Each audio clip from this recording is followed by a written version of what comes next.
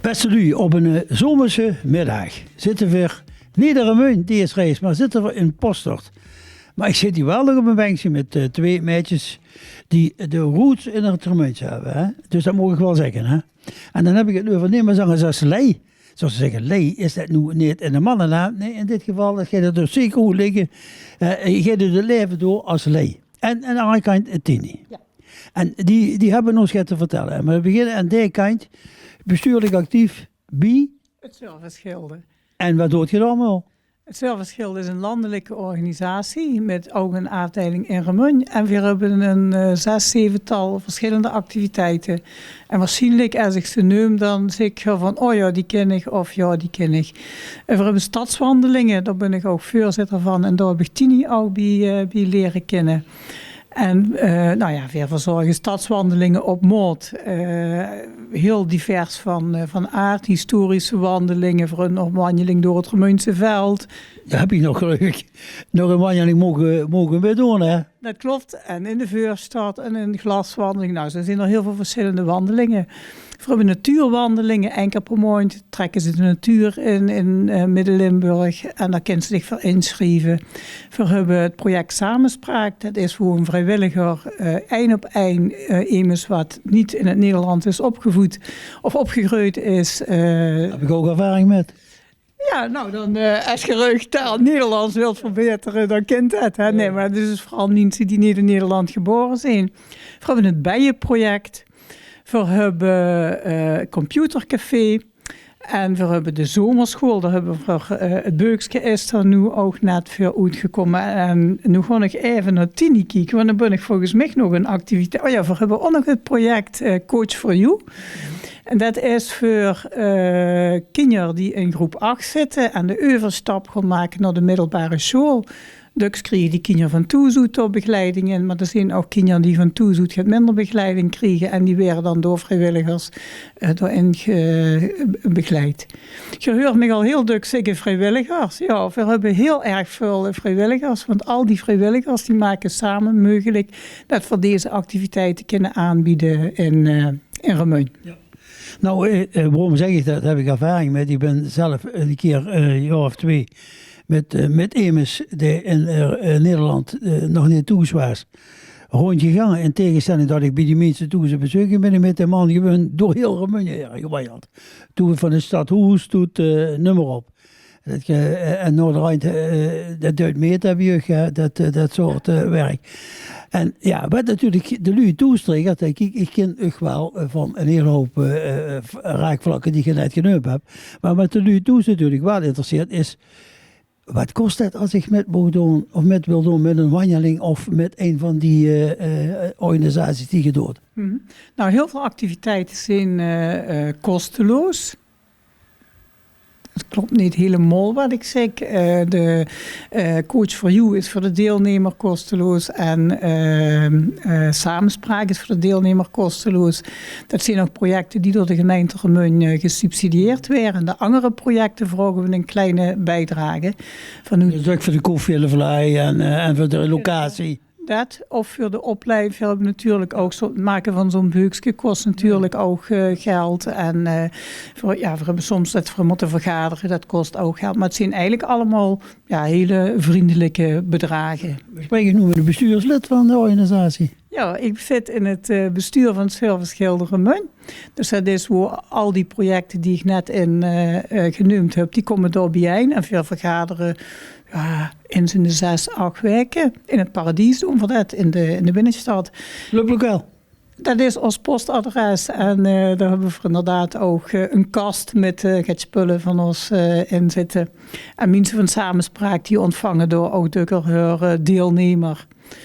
En ik ben voorzitter van het project Stadswandelingen. En daar zijn zo'n 15 gidsen bij betrokken. En ik stond er versteld van wat al die gidsen allemaal weten over Remeun. En aan schone verhalen. En dat is een fijne club. Ik ben er verbaasd over wat de Remeun allemaal is. Mijn kleinzoon. Dat is een aspirant gids. Wat Tim mij vertelt over Remun, dat ik als geboren getogen Remunjeneer, jongen, wat weten ze er allemaal van? Hè? Maar ja, die lezen zich in en dat is geweldig. Ja, daar zijn met de voorgangers van de Vastelovend is er met gegaan als voor de eerste keer 2 jongelingen erbij. En dat was wel leuk, dat ook het jongelui zijn. Hè? Het is een hele jonge gast, pas in de gemeenteraad. Dus goed, en ja, maar dan woont zo in Postort. Een biemus geworden. Nee. Ik woon in Postort. Ik ben geen biemus geworden. Ik ben ook geen uur overigens. Ik heb niet zoveel met pekskes, met de Vastelovend. Nee, maar waar met cultuur, begreep ik? Ja, ik ben in Postort komen wonen vanwege... omdat we hier op de boerderie van mijn zoon elders wonen. En ik heb lang geprobeerd om in Postort ook een beetje me in te burgeren. Ja. En heel veel vrijwilligerswerk gedaan. Maar wie de jongens, we hebben 3 zonen, wie die het hoe zoet horen, heb ik me toch meer op Remun gericht. Dus ik ben een Remunsmeidje en ik voel me ook een Remunsmeidje. Oh, geweldig. Ik wacht ook nog steeds op de herindeling, dat van weer op die Remun komen. Maar ja, dat kreeg hij nog niet voor op elkaar. Dat is de dwistroute. Het wacht op de herindeling. Nou, ik moet zeggen, eerlijk ook. Ik zou bijna zeggen, Lot Limburg opgaan in een paar stukken 6, 7 grote gemeentes. En doe ik die provincie op met die 1000. En dat geld kan er voor veel beter besteden. En aan de provincie nog een keer te verbeteren. Maar ja, dat is mijn idee. En dan krijg je het eigenlijk ook niet voorbij. Dus, maar dan heb ze een vrijwilliger ook die zo in die organisatie. Want je hebt zoveel vrijwilligers. En die komt ze bij... Tini. Vertel eens even, wat is die achterliggende gedachte wie Tini komt? Tini is een enorme ambassadeur voor de activiteiten die we aanbieden als servicegilden. Die weet altijd niet zoveel als te winnen. Heeft heel veel contacten en weet heel veel over Remun. Dus binnen de club van stadswandelingen heeft Tini een hele grote rol, vooral inhoudelijk. In het verleden hoeft Tini ook heel veel rondleidingen.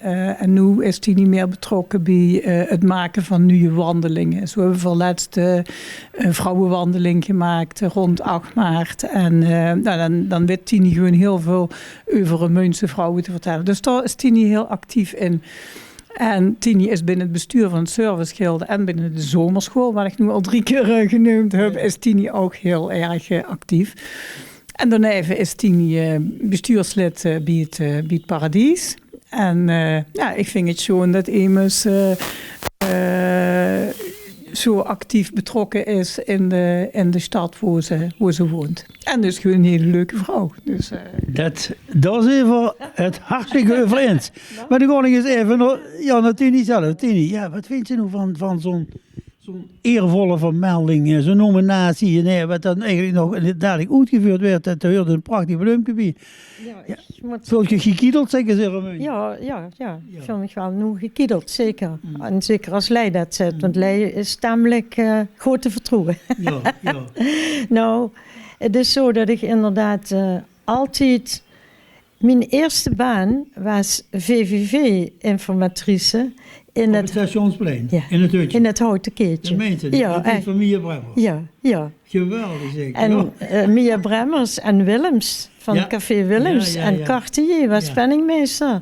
En de voorzitter, dat was Rubens en die had een jeugdherberg in Beegde. Ja, dus dat was allemaal zo in de toeristische kleine kring die er toen was. Daar heb ik eigenlijk... Mijn hart ligt ook bij toerisme. Ik vind het altijd... Mia Bremmers, dat was natuurlijk ook een legendarische mevrouw. Hè, die hebt daar heel veel met gedaan. Door Mia Bremmers ben ik in de politiek gegaan. Ja.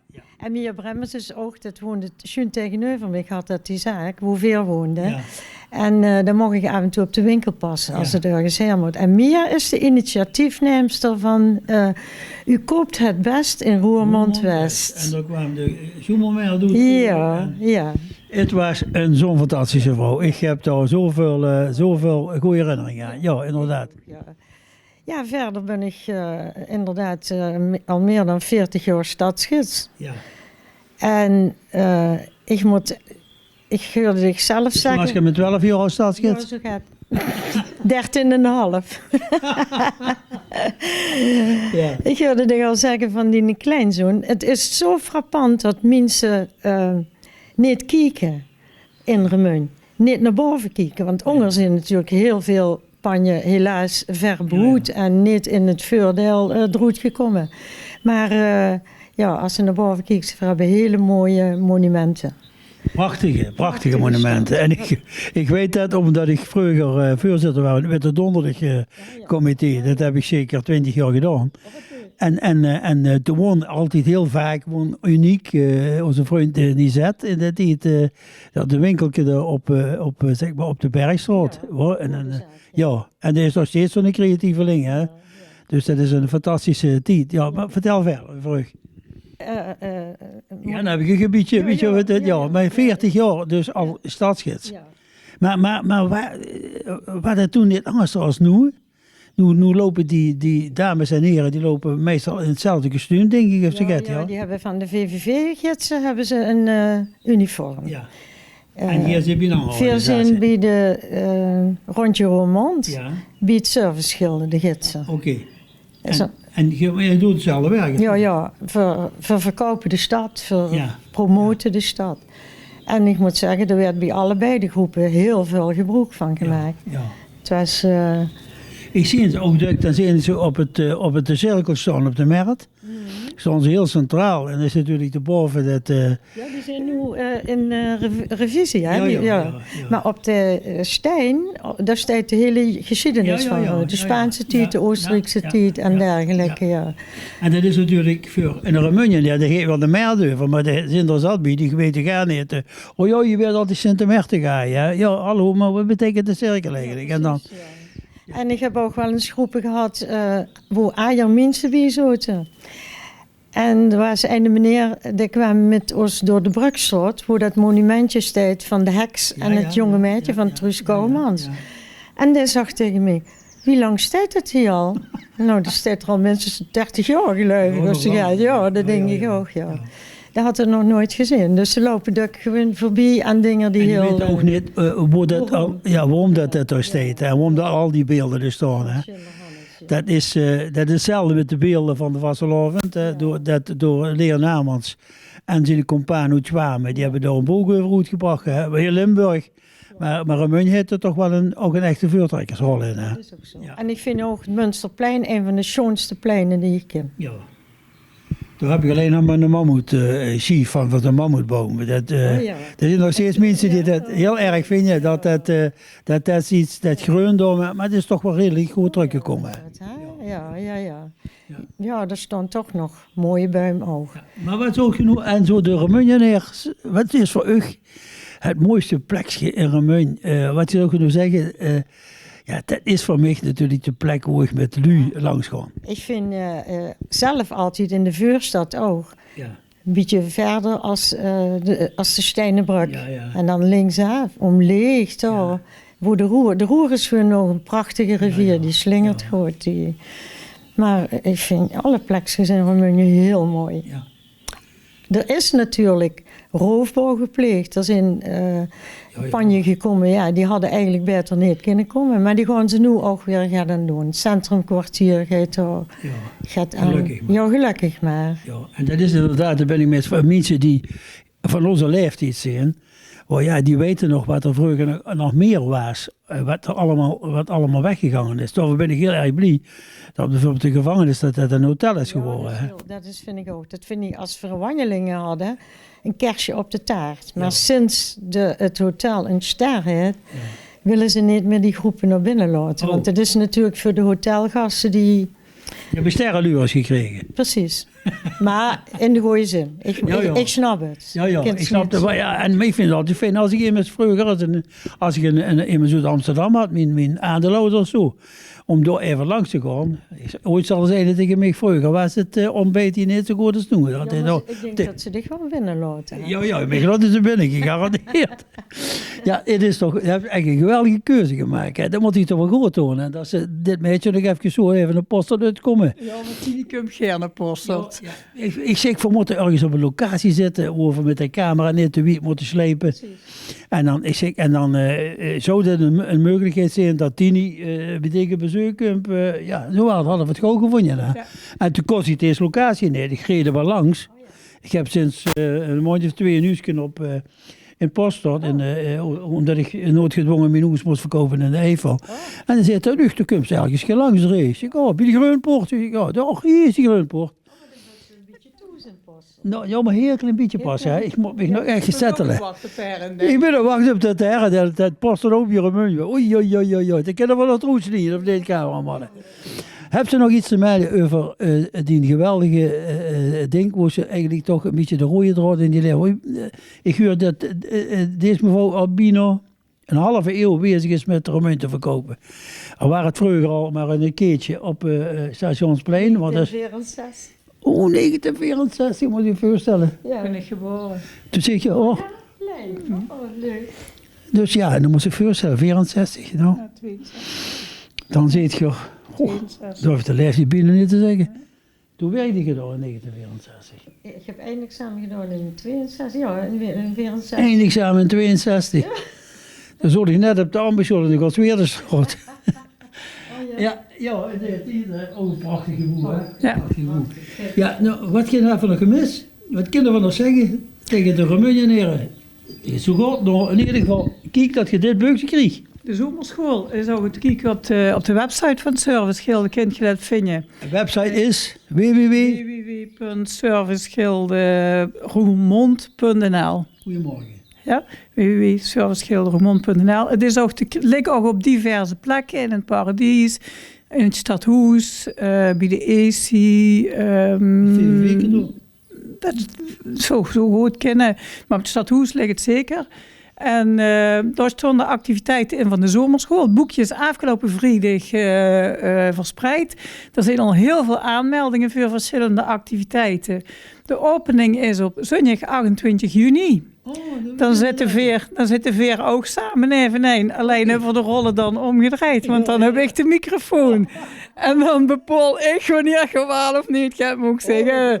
Ja. Dan is de opening van de zomerschool. En kijk in het boekje en meld je snel aan, want voor veel activiteiten is vol. Het is een heel gevarieerd programma.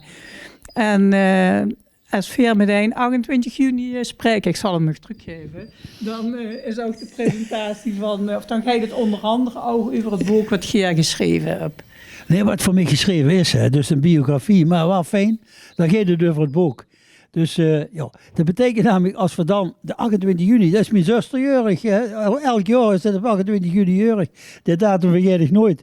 En dan ben ik in het Paradies en dan zien we ons weer. Ja. En nu, via ZNO's, elke week op vrijdagavond bij Roermond TV. Als het gaat om het Bleupje van Nummer en de Vlaai van Heerschap. Dit waren twee fantastische dames, een beetje uitgeweken. Er is een 7 minuten als een beetje door iets in Poststad. En we gaan nu lekker een stuk vlaai eten van Heerschap. En de bloemen. 20 minuten met de fiets, hè? Oh ja. Van Poststad naar Roermond. Oké, hoor je dat? En 24 minuten. Hoe zijn de bloemen? Liggen even nog. Je gaat de bloemen even uitrekenen aan Tini. Dus leeg, je hebt je aanbevolen, dus dan moet je ook de bloemen uitrekenen. Tini, zie je? En wat een mooi match met die klein. Ja. Nee, dat heb je wel. Dat heb je wel. Nou, Umber, hè. Wie het service. Dankjewel. En we hopen dat ze dat nog heel lang in zo. Dat hoop ik ook. Dat ik dat nog kan doen. Beste nu. Heb je er immers voor oog hier voor de camera te staan of te zitten? Laat het ons weten. Want we hebben elke week wel een vrijwilliger of een andere bijzonder immers die even in het zonnetje zitten. Maar deze mevrouw is heel erg bijzonder. Dat is zelfs dat hij in 1964 al de stad verkocht. Aan Oost-toeristen, maar ook aan de eigen Roemeniëren. Dan is dit een hele bijzondere tante. Hartstikke bedankt, hè, Tini. Tot the next week. Dit programma wordt mede mogelijk gemaakt door Albert Heijn Heerschap en Bakkerij Heerschap. 365 dagen per jaar ambachtelijke en verse producten van Bakkerij Heerschap. Verkrijgbaar bij de Albert Heijn Heerschap supermarkten in Roermond.